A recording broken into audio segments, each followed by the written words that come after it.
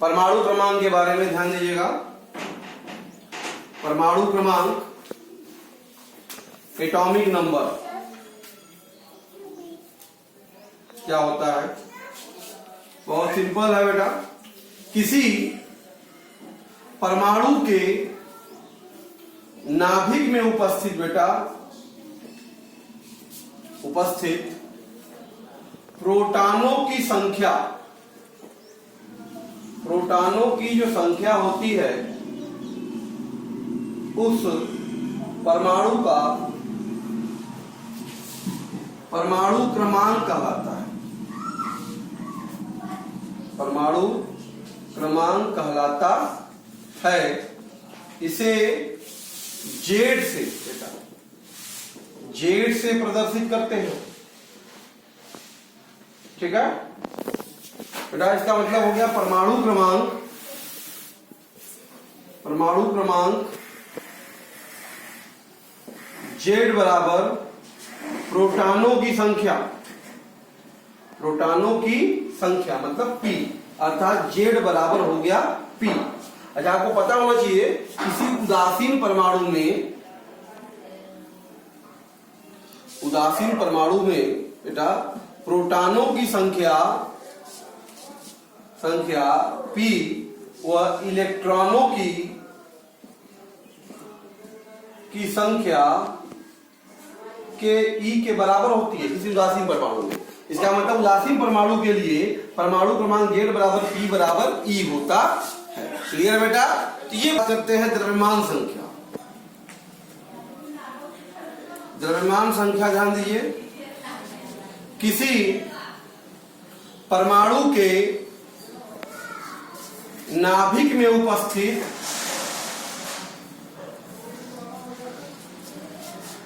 Nucleon, बेटा न्यूक्लियनों की संख्या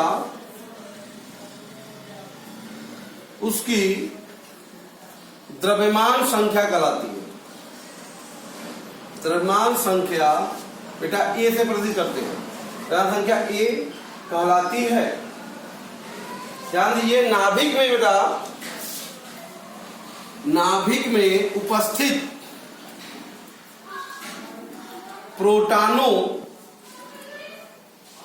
तथा न्यूट्रॉनों की संयुक्त संख्या को न्यूक्लियॉन कहते हैं। क्या कहते हैं बेटा? न्यूक्लियॉन कहते हैं। इसलिए हो गया द्रव्यमान संख्या बराबर,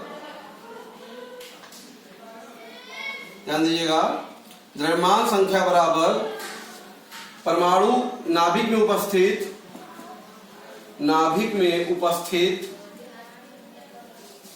न्यूक्लियनों की संख्या।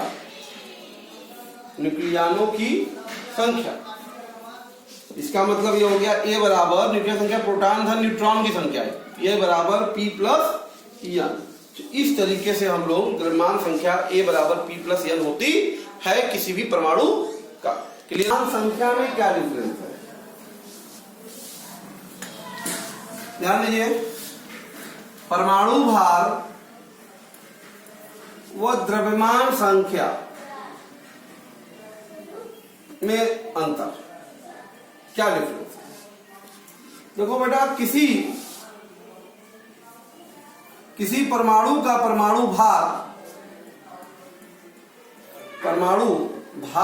से अभिप्राय यह है कि परमाणु में उपस्थित सभी कणों का मतलब बेटा इलेक्ट्रॉन, प्रोटॉन व न्यूट्रॉन, सभी कणों के द्रव्यमान से है। सभी कणों का द्रव्यमान उसका परमाणु भार कहलाएगा। लेकिन हमको पता है, क्योंकि देखो बेटा, इलेक्ट्रॉन का जो द्रव्यमान होता है, इलेक्ट्रॉन का द्रव्यमान प्रोटॉन व न्यूट्रॉन के द्रव्यमान की तुलना में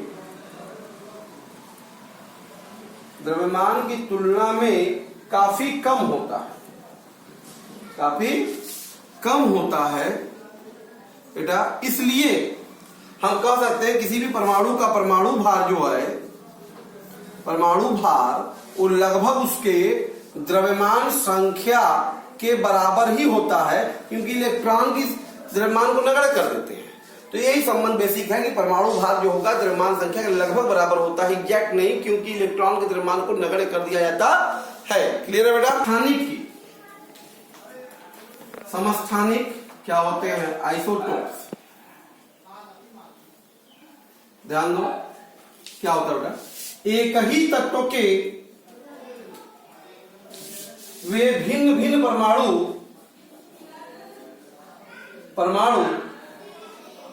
जिनके परमाणु क्रमांक समान हो परंतु द्रव्यमान संख्या भिन्न भिन्न हो बेटा समस्थानिक कहलाते हैं। समस्थानिक कहलाते हैं। जैसे बेटा एग्जाम्पल में ध्यान दीजिएगा, हाइड्रोजन के तीन समस्थानिक हैं बेटा, जिसमें 1H1 इसको प्रोटियम कहते हैं, 1H2 बेटा ड्यूटेरियम, ये हाइड्रोजन के समस्थानिक हैं, आइसोटोप्स हैं। 1H3 ट्राइटियम, ये तीन समस्थानिक होते हैं। उसमें जरा 1H3 जो होता है बेटा वो रेडियो एक्टिव होता है, ठीक है। इसी प्रकार से कार्बन के तीन समस्थानिक है बेटा, 6C12, 6C13 और 6C14। Carbon 12, carbon 13, carbon 14। और कार्बन 14 जो है इसमें बेटा रेडियो एक्टिव है।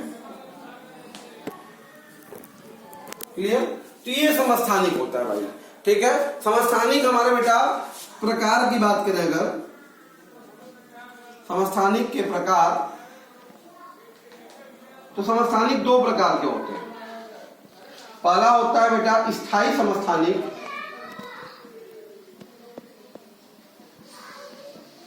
या रेडियो एक्टिव विहीन समस्थानिक। क्या होते हैं भाई? जिसके नाभिक स्थायी होते हैं, तो स्वतः विघटित नहीं होते, उसे हम लोग स्थायी समस्थानिक कहते हैं। जैसे 1H1 1H2 ये स्थायी नाभिक है, समस्थानिक के कारण। जैसे 6C कार्बन 12 और कार्बन 13 ये सब क्या है? स्थायी समस्थानिक है, ठीक है। दूसरा इसी प्रकार से हमारे पास बेटा अस्थायी समस्थानिक, अस्थायी समस्थानिक या इसी को रेडियो एक्टिव समस्थानिक भी कहते हैं, समस्थानिक भी कहते हैं। सीधी बात, जिसका नाभिक क्या हो? अस्थायी, जिसका नाभिक क्या होना चाहिए? अस्थायी होता है, मतलब जिसका नाभिक क्षयित होता है, अपने आप क्षय होने लगता है, उसे रेडियो एक्टिव समस्थानिक कहते हैं बेटा। जैसे हाइड्रोजन का 1H3 टाइटेरियम रेडियो एक्टिव अस्थायी समस्थानिक है। कार्बन का 14 ये रेडियो एक्टिव अस्थायी समस्थानिक है बेटा। क्लियर है? ये समस्थानिक है और उनके प्रकार। क्लियर बेटा? समस्थानिकों की विशेषताओं की बातें करते हैं। सबसे पहला विशेषता यह है बेटा, इनका परमाणु क्रमांक तो समान होता है, परंतु द्रव्यमान संख्या क्या होती है? भिन्न भिन्न होती है, सबको पता है। दूसरी खास बात जान दीजिए, समस्थानिकों को आवर्त सारणी में एक ही स्थान पर रखा गया है। क्यों? क्योंकि इनका परमाणु क्रमांक अगर समान है तो इनका स्थान भी क्या होगा बेटा? एक ही होगा। तीसरा पॉइंट यह ध्यान जाए, इनकी नाभिकीय संरचनाएं भिन्न भिन्न होती है। क्यों भिन्न भिन्न होती है बेटा? क्योंकि इसमें न्यूट्रॉन की जो संख्या है वो भिन्न है, क्योंकि इनमें न्यूट्रॉनों की संख्या क्या होती है? भिन्न भिन्न होती है, इसलिए इनकी नाभिकीय संरचनाएं बेटा क्या होती है? भिन्न भिन्न होती है। फिर कहा इनके इलेक्ट्रॉनिक संरचनाएं समान होती हैं। इसलिए समान होगी क्योंकि बेटा इनमें जो है इलेक्ट्रॉन की संख्या क्या होगी? समान होती है। इलेक्ट्रॉन की संख्या समान होती है बेटा, इसीलिए इनकी इलेक्ट्रॉनिक संरचनाएं भी क्या होती हैं? समान होती हैं। इनके भौतिक गुणधर्म इनके भौतिक गुणधर्म भिन्न भिन्न है क्योंकि नाभिक की संरचनाएं अलग अलग हैं। रासायनिक गुणधर्म समान है बेटा क्योंकि इनका इलेक्ट्रॉनिक विन्यास समान है, क्योंकि इनका इलेक्ट्रॉनिक विन्यास क्या है, समान है। इनकी सक्रियता की जो दर होती है वो भी अलग अलग होती है। हल्के तत्व जो होते हैं बेटा वो अधिक अभिक्रियाशील होते हैं भारी तत्वों की तुलना में। क्लियर है बेटा। फिर आगे बात करते हैं इनका उपयोग क्या है समस्थानिकों का। बहुत जगह इसका उपयोग किया जाता है, खास तौर पे वैज्ञानिक अनुसंधानों में, कृषि क्षेत्र में, चिकित्सा क्षेत्र में उपयोग किया जाता है समस्थानिकों का। जैसे आपको पता होना चाहिए कोबाल्ट 60 का उपयोग बेटा कैंसर जैसे रोगों के उपचार में किया जाता है। उसी प्रकार आयोडीन 131 जो समस्थानिक है आयोडीन का, इसका उपयोग थायराइड ग्रंथि में संबंधित जो रोग है जैसे घेंगा, इनके इलाज में हमेशा इसका उपयोग किया जाता है। उसी प्रकार से बेटा फास्फोरस 32 का उपयोग हड्डी के कैंसरों के उपचार में किया जाता है। क्लियर है। कार्बन 14 का उपयोग खास तौर पे बेटा कोई भी पुरानी वस्तु जो में खोदने उन सभी की आयु का पता लगाने के लिए कार्बन 14 विधि का प्रयोग किया जाता है। तो ये समस्थानिकों के विभिन्न उपयोग और विशेषताएं हैं। क्लियर है बेटा। देखिए भिन्न भिन्न तत्वों के वे परमाणु जिनके परमाणु क्रमांक क्या हो बेटा भिन्न भिन्न हो परंतु द्रव्यमान संख्या क्या हो समान हो, उसे हम लोग क्या कहेंगे बेटा समभारित कहेंगे। जैसे अगर हम देखा जाए तो 18 कार्बन 40, 19 पोटेशियम 40, 20 कैल्शियम 40। देखिए सभी के परमाणु क्रमांक अलग अलग है, द्रव्यमान संख्या सेम है, इसलिए हम ये दोनों आपस में क्या होंगे समभारित होंगे। उसी प्रकार बेटा कार्बन 14 और नाइट्रोजन 14 भी क्या है समभारित है। उसी प्रकार बेटा 1s3 और 2he3 भी क्या है आपस में समभारित है। समभारितों की विशेषताएं की जानते हैं। पहली बात देखिए इन सभी समभारितों में बेटा इलेक्ट्रॉन, प्रोटॉन और न्यूट्रॉन तीनों की संख्याएं क्या होती हैं अलग अलग होती है, ध्यान दीजिएगा। दूसरी बात इनके सभी के रासायनिक गुणधर्म अलग अलग होंगे क्योंकि इनके परमाणु क्रमांक इलेक्ट्रॉनों की संख्याएं अलग अलग हैं। इन्हें आवर्त सारणी में अलग अलग स्थान दिया गया। उसका कारण क्या है, क्योंकि परमाणु क्रमांक इनका अलग अलग है इसलिए आवर्त सारणी में इनको अलग अलग स्थान दिया गया। इनके भौतिक गुण भी अलग अलग होंगे, कुछ गुण हमेशा समानता देखने को मिल जाते हैं।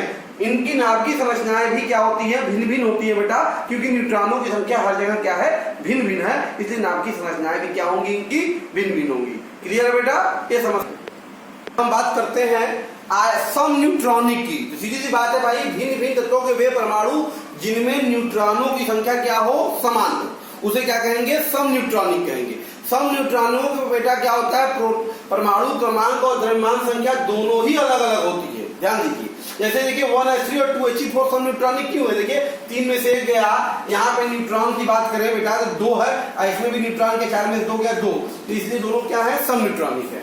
इसी प्रकार देखिए यहाँ पे न्यूट्रॉन की बात करें तो 13 में से 6 गया 7, 14 में 7 गया 7, दोनों में न्यूट्रॉन की संख्या बराबर है इसलिए क्या है सम न्यूट्रॉनिक है। जिसमें भी न्यूट्रॉनों की संख्या बराबर होगी उसे क्या कहेंगे सम न्यूट्रॉनिक। सम इलेक्ट्रॉनिक क्या होता है बेटा, कोई भी जुए परमाणु अथवा आयन जिनमें इलेक्ट्रॉनों की संख्या क्या होती है समान होती है वो क्या कहेंगे सम इलेक्ट्रॉनिक। जैसे बेटा Na+ देखो 11 में से 1 गया 10, 12 में से 2 गया 10 और 8 2 10, दोनों में इलेक्ट्रॉन देखिए 10-10 है इसलिए सब आयन क्या है आपस में सम इलेक्ट्रॉनिक कहे जाएंगे बेटा।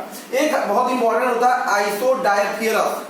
आइसोडायफेरस क्या होता है बेटा, जिसमें N-P मतलब न्यूट्रॉन और प्रोटॉनों का अंतर क्या हो समान हो, जिनमें उसे क्या कहेंगे आइसोडायफेरस। जिसे हम देख रहे हैं 92 यूनिट 235 में अगर हम बात करें N-P की वैल्यू कितनी होगी तो देखो पहले N निकाल लो, इसमें कितना है बताओ 235 माइनस 92 तो कितना है बेटा 5 में से 2 गया 3 और 13 में से 9 गया 4, 143 N है। यहाँ पे N बेटा कितना है बताओ 231 माइनस 90 तो 1 में से 0 गया, 13 में से 9 गया 4, 140। तो N-P निकालना है ना, तो N-P इसमें बताओ कितना होगा 143 माइनस 92 तो बेटा 3 में से 2 गया 1 और 14 में से 9 गया 5, 51। यहाँ पे N-P निकाल लो बेटा 140 माइनस 90 ठीक है 141 है 151। तो आप देख रहे हैं इसमें भी N-P 51, इसमें भी P वैल्यू 51 है। इसे 92 235 और 90 थोड़ी 231 दोनों के दोनों क्या कहलाएंगे आइसोडायफेरस कहलाते हैं। एग्जामों में आता है छाटने के लिए ये सब। क्लियर है बेटा। अब एनसीईआरटी के क्वेश्चन देखते हैं। ओके हम बात कर रहे हैं 1 ग्राम इलेक्ट्रॉनों की, 1 ग्राम में इलेक्ट्रॉनों की संख्या बतानी है। ठीक है, आपको पता है ना कि इलेक्ट्रॉन का द्रव्यमान बेटा एक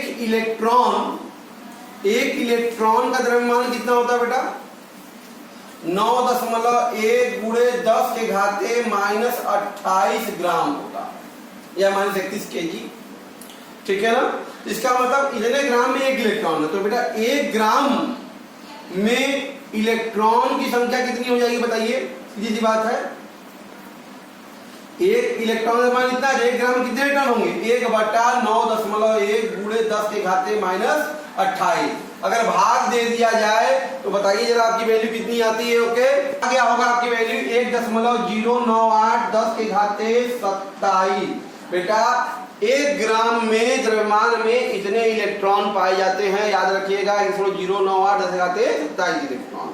दूसरा क्या पूछा बेटा, एक मोल में इलेक्ट्रॉन का द्रव्यमान, आपको पता है ना एक मोल में इलेक्ट्रॉन की संख्या बेटा कितनी होगी, इलेक्ट्रॉन की संख्या कितनी होगी बताइए, 6.02 10 के पावर 23 इलेक्ट्रॉन होंगे। तो एक मोल इलेक्ट्रॉन का द्रव्यमान क्या होगा बेटा भाई, 6.02 10 के पावर 23। एक इलेक्ट्रॉन का द्रव्यमान है 9.1 10 के पावर -28 ग्राम, इतना हो जाएगा। इतने गुणा कर देंगे तो बेटा ये लगभग की अगर बात करें तो 6 कम 6 6 9 54, ठीक है, 504 10 के घाते -5 या लगभग हम कह दें 5.46 10 के घाते -4 ग्राम। तो लगभग एक मोल इलेक्ट्रॉन का द्रव्यमान लगभग 5.46 10 के घाते -4 ग्राम के करीब आएगा। अच्छा, एक इलेक्ट्रॉन पर आवेश पूछ रहा है, एक मोल में इलेक्ट्रॉन, एक मोल इलेक्ट्रॉन पर आवेश, एक मोल इलेक्ट्रॉन पर आवेश कितना होगा बेटा, एक मोल में कितने इलेक्ट्रॉन है, 6.02 10 के पावर 23 इलेक्ट्रॉन है। एक इलेक्ट्रॉन पे आवेश होता है 0.6 10 के घाते -19। तो बेटा कितना हो जाएगा, 16 दूना के 32 और 16 छक्का 96, 3 अंक पे 9.632 गुणे 10 के घाते 19 4 इतना कूलम। तो बेटा एक मोल इलेक्ट्रॉन पर कितना आवेश संचित होता है, 9.632 10 के घाते 4 कूलम। बेटा क्लियर है। एक क्वेश्चन है आपका, तुम्हें पहला पार्ट क्या कह रहा है कि एक मोल मीथेन में कुल कितने इलेक्ट्रॉन हैं। तो पहले तो आप जानते हो ना CH4 के एक अणु में इलेक्ट्रॉन की संख्या बेटा कितनी होगी, एक अणु पहले इलेक्ट्रॉन पता कर लो। एक अणु में हो गया 6 कार्बन का हो गया, 4 हाइड्रोजन का, 10 इलेक्ट्रॉन है। एक अणु में कितने इलेक्ट्रॉन होता है बेटा, 10 इलेक्ट्रॉन। तो मीथेन के एक मोल में इलेक्ट्रॉन की संख्या कितनी होगी बेटा भाई, एक मोल का मतलब 6.0 10 के पावर 23 अणुओं में, मतलब इतना गुणा हो जाएगा 6.02 10 के पावर 23 अणुओं में गुणे 10। इसका मतलब आ गया 6.02 10 के पावर 24 इतने इलेक्ट्रॉन होंगे। एक मोल में कितने इलेक्ट्रॉन होंगे, 6.02 10 के घाते 24 इलेक्ट्रॉन होंगे। क्लियर बेटा। दूसरा सवाल करा, कार्बन 14 के 7 मिलीग्राम में न्यूट्रॉनों की संख्या है। तो पहले तो आपको पता करिए कि कार्बन 14 के एक परमाणु में बेटा, एक परमाणु में न्यूट्रॉन की संख्या कितनी है, न्यूट्रॉन की संख्या कितनी है एक परमाणु बेटा, 14 है ना, 14 - 7 बराबर 7। 7 न्यूट्रॉन है एक परमाणु में। एक परमाणु में इतना है तो कार्बन 14 के एक मोल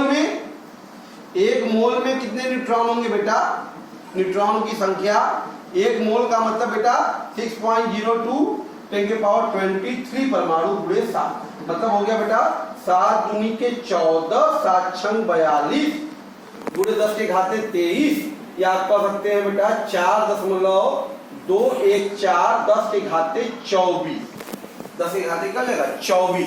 इतने न्यूट्रॉन होंगे कार्बन के एक मोल में। इसका मतलब एक मोल का मतलब बेटा क्या हो गया, कार्बन 14 के एक मोल का मतलब हो गया कार्बन का 12 ग्राम। कितना बेटा 12 ग्राम कार्बन ही है ना, हाँ। तो 12 ग्राम कार्बन में न्यूट्रॉन की संख्या कितनी हो गई, न्यूट्रॉन की संख्या हो गई आपके पास बेटा, ये हो गई 4.214 10 के पावर 24। और कहे तो 7 ग्राम में, मिलीग्राम में बाद में कन्वर्ट कर लेंगे, अभी भी कर सकते हैं। तो कार्बन 14 के बेटा 7 ग्राम की अगर बात करें या 7 मिलीग्राम की बात करें तो में कार्बन में न्यूट्रॉन की संख्या बराबर बेटा 4.214 10 के घाते 24 बटा, ध्यान दीजिएगा 1 ग्राम का मतलब 12, 7 गुणे 10 के घाते -3 तो हो जाएगा बेटा गुणे 7 गुणे 10 के घाते -3 ग्राम को कहते हैं मिलीग्राम। तो इतना हो जाएगा न्यूट्रॉनों की संख्या इसमें। इतना अब मल्टीप्लाई अगर की बात करें अगर हम लोग लगभग की तो आ जाएगा बेटा, तो लगभग 4 सते 28, 4 सते 28, सॉरी 7 चौक 28, 7 कम 7 2 9, 7 दूनी 14, 7 चौक 28 1 29.498 बटे 12 गुणे 10 के घाते हो गया 21। ये आ जाएगा बेटा, आ जाएगा 12 से भाग 12 गुना के 24, 54 बचा, 12 से 48, 6 बचा 69, 12 पंजे 60, 12 पंजे 60, 9 58 12 84 12 96 4 5 8 10 के घाते 21। इतने न्यूट्रॉन है 7 मिलीग्राम कार्बन में, इतने न्यूट्रॉन की कुल संख्या हो गई। जब न्यूट्रॉन की कुल संख्या हो गई तो बेटा तो 7 mg कार्बन 14 का कुल द्रव्यमान कितना होगा में न्यूट्रॉन का कुल द्रव्यमान हो गया बेटा 2.45 गुणे 10 के घाते 21। कितना न्यूट्रॉन है, एक न्यूट्रॉन का द्रव्यमान कितना होगा बेटा 1.675 गुणे 10 के घाते -24 ग्राम। इसको सॉल्व कर दीजिए बेटा, देखिए कितना है आपकी वैल्यू, तो 4.03 10 के घाते -3 ग्राम। इतना हो गया बेटा आपके 7 मिलीग्राम में न्यूट्रॉनों का कुल द्रव्यमान। क्लियर है ना बेटा। इसमें ध्यान दो 34 ग्राम में अमोनिया में प्रोटॉनों संख्या, आपको पता है ना अमोनिया के एक अणु में प्रोटॉन की संख्या कितनी है जरा बताइए। तो एक अणु में प्रोटॉन की संख्या हो गई 7 और 3 मिलके बेटा 10 प्रोटॉन है।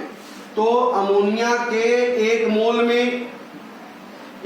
में प्रोटॉन की संख्या बताइए कितनी होगी बताइए 10 गुणे 6.02 10 के पावर 23 दैट इज 6.02 10 के पावर 24 इतने होंगे। एक मोल का मतलब बेटा हो गया अमोनिया के 17 ग्राम में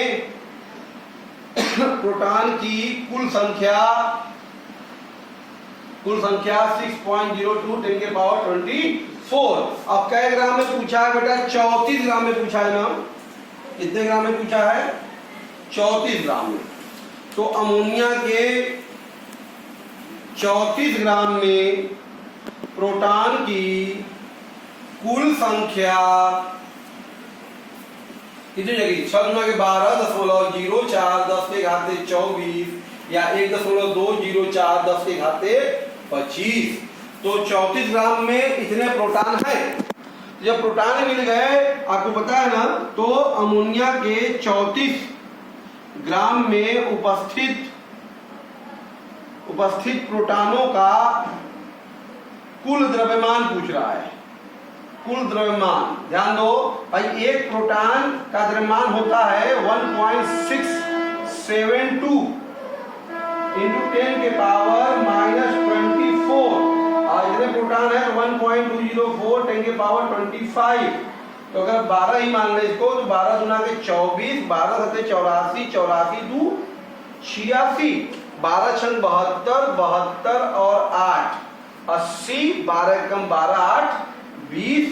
तो बेटा हो गया हमारे पास 4 अंक में 2.0084 और 10 के घाते हो गया हमारा 1 कितना 10 के घाते 1 ग्राम या बेटा 20.084 ग्राम। 34 ग्राम अमोनिया में प्रोटॉनों का कुल द्रव्यमान कितना है बेटा 20.084 ग्राम है। क्लियर। और पूछा था बेटा कि अगर ताप और दाब, यदि ताप और दाब में परिवर्तन किया जाए, परिवर्तन करें तो क्या उत्तर में परिवर्तन होगा? नहीं होगा, क्योंकि न्यूट्रॉनों या प्रोटॉनों जो परमाणविक कण हैं टेम्परेचर के साथ उनमें कोई परिवर्तन नहीं होता है। ठीक है बेटा। बहुत सारे आइटम दिए हुए हैं, सभी में प्रोटॉन न्यूट्रॉन संख्या बतानी है। एक एक करके देखते हैं। 6C13 में बेटा प्रोटॉन क्या होगा, परमाणु क्रमांक के बराबर, मतलब 6 प्रोटॉन है। न्यूट्रॉन की संख्या क्या होगी बेटा, 13 माइनस 6, मतलब कितना न्यूट्रॉन होगा इसमें, 7 न्यूट्रॉन होगा। इसी प्रकार 8 और 16 में बात करें, प्रोटॉन बेटा कितना है, परमाणु क्रमांक कितना है 8, तो 8 प्रोटॉन होगा। न्यूट्रॉन कितना होगा बेटा, 16 माइनस 8, कितना आ गया बेटा, 8 न्यूट्रॉन हो गया। इसी प्रकार है देखो 12 mg 24, इसमें बेटा प्रोटॉन कितना है बताओ 12, और न्यूट्रॉन बेटा कितना होगा 24 माइनस 12 बराबर 12। दूसरा क्या है बेटा 26 आयरन 56 में बेटा प्रोटॉन कितना है, परमाणु क्रमांक 26, तो इतना प्रोटॉन हो गया। न्यूट्रॉन कितना है, द्रव्यमान संख्या में घटा देंगे 26 माइनस 26, कितना होगा बेटा 30 न्यूट्रॉन है। इसी प्रकार से 38 स्ट्रोंशियम 88 88 है, सॉरी 38 स्ट्रोंशियम 88 में प्रोटॉन बेटा कितना है 38, न्यूट्रॉन कितना होगा बेटा 88 माइनस 38 मतलब 50।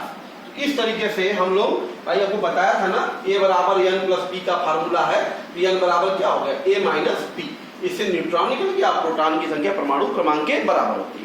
क्लियर है बेटा। निम्न में कह रहा है कि परमाणु के संकेत लिखना है, परमाणु क्रमांक द्रव्यमान संख्या दिया हुआ है, तो पता है ना पहला Z बराबर 17, A बराबर 35, परमाणु क्रमांक 17 किस का होता है बेटा, क्लोरीन का होता है, संकेत क्या होगा बेटा 17Cl35, ये हो गया, ऐसा संकेत बस लिखना था। दूसरा क्या है 92, Z 92 है और A 233 है, तुमको पता है 92 किसका होता है, यूरेनियम का होता है, संकेत क्या होगा 92 यूरेनियम 233। क्लियर है, ये आंसर हो गया। इसी प्रकार से इसमें आइसो इलेक्ट्रॉनिक निकालने, इलेक्ट्रॉन निकाल लेते हैं बारी बारी पहले। N प्लस में बेटा कितना होगा 11 माइनस 1 बराबर 10, ठीक है। Mg2 प्लस में बेटा कितना होगा 12 माइनस 2 बराबर 10। कैल्शियम 2 प्लस में बेटा कितना होगा 20 माइनस 2 बराबर 18। S2 माइनस में बेटा कितना होगा 16, माइनस में जोड़ देते हैं 16 धन 2 बराबर 18, और आर्गन में बेटा कितना है 18 है ये।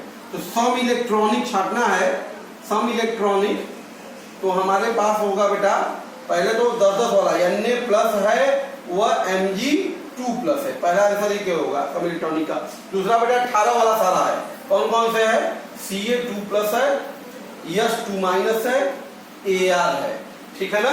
ये सब हमारे क्या होंगे सम इलेक्ट्रॉनिक होंगे। क्लियर है बेटा। क्या कर रहा है क्वेश्चन हमारा, रदरफोर्ड के प्रयोग में हम देखते हैं, भाई रदरफोर्ड के प्रयोग में भारी तत्व जैसे गोल्ड प्लेटिनम का इसलिए का प्रयोग होता है क्योंकि बेटा क्योंकि इनके नाभिक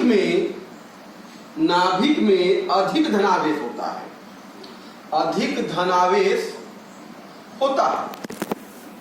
है जिससे बेटा अल्फा कण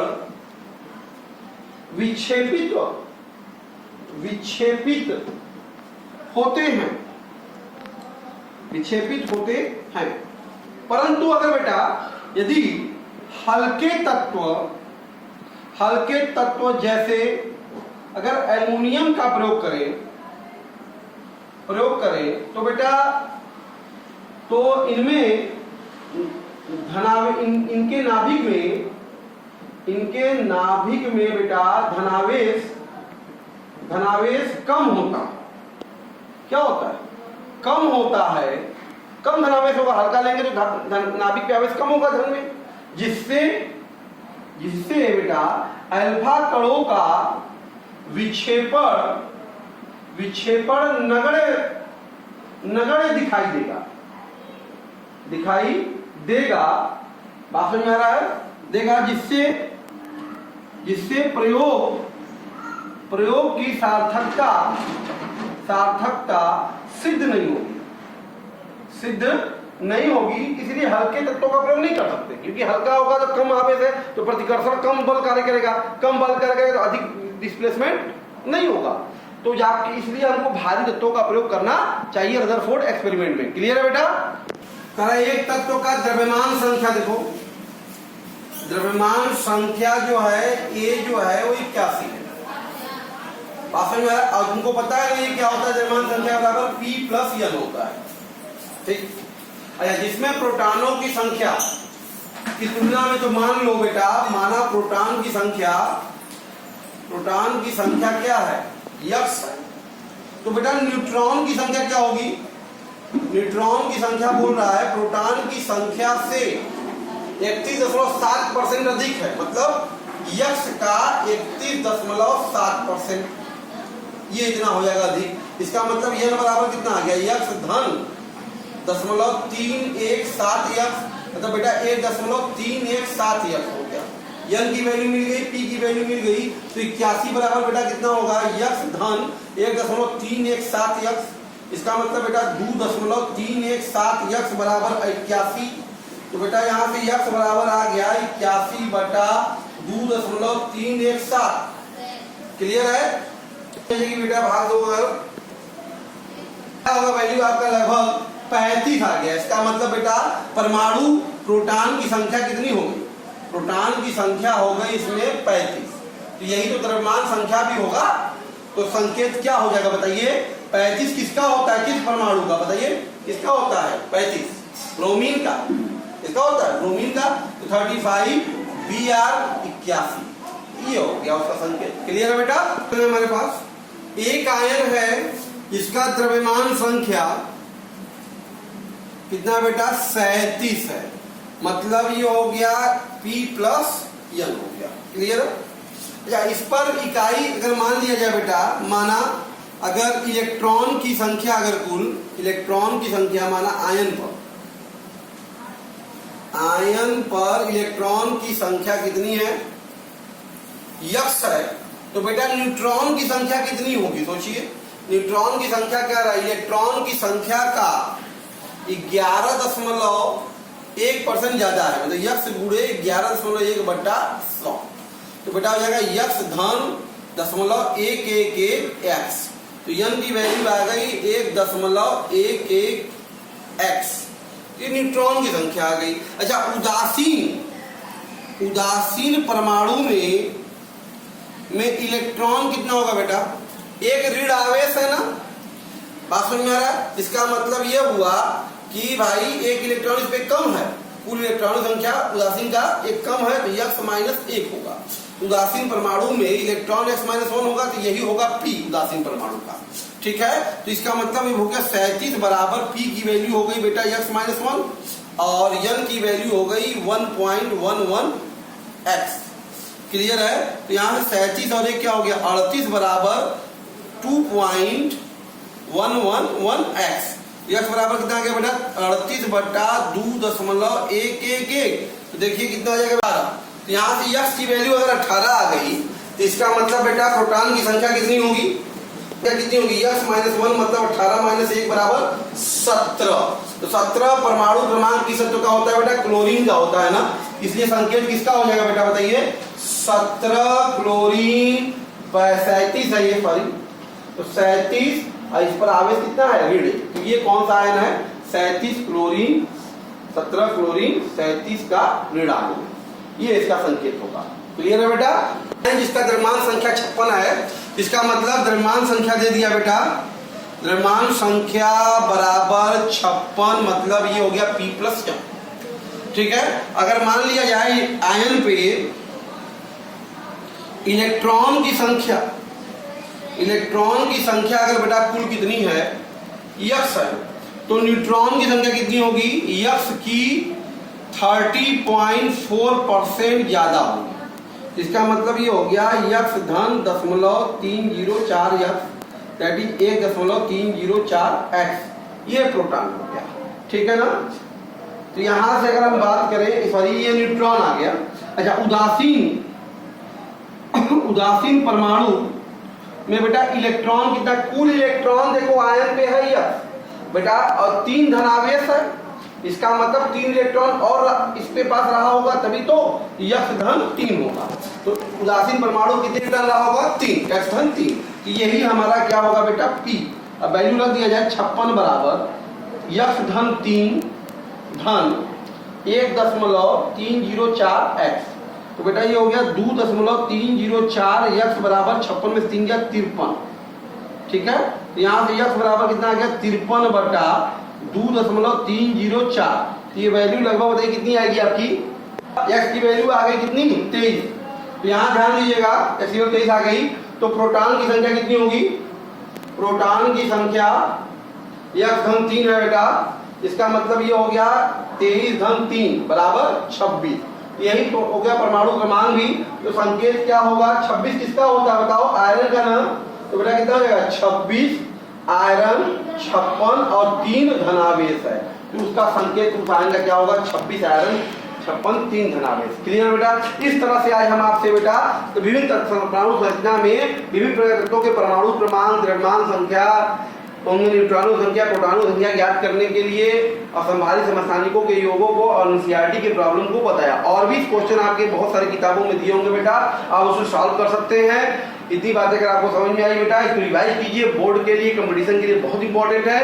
ओके, थैंक यू।